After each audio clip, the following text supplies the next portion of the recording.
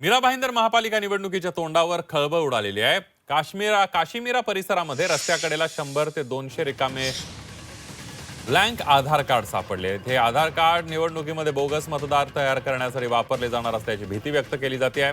काँग्रेसचे दीपक बागडी आणि भाजपच्या ज्योत्स्ना हसनाले यांनी तातडीने चौकशीची मागणी केली आहे। या प्रकरणामुळे निवडणूक प्रक्रियेच्या पारदर्शकतेवर मोठं प्रश्नचिन्ह निर्माण झालंय।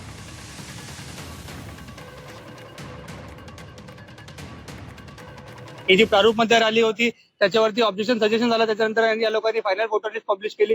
त्याच्यामध्ये हे सर्व चुका तशाच आहेत।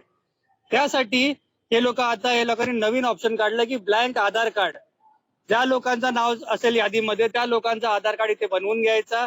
मध्ये लोक जाणार मतदान केंद्रामध्ये, तिथे हेच आधार कार्ड दाखवणार आणि मतदान करून टाकणार।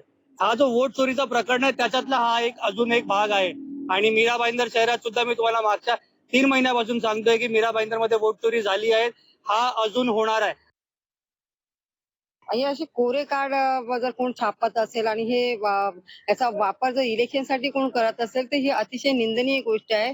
इलेक्शन आहे, इलेक्शनला विविध पक्षातून उमेदवार उभे राहतील, पण अशा प्रकारचं कृत्य हे निंदनीय आहे आणि चुकीचं आहे।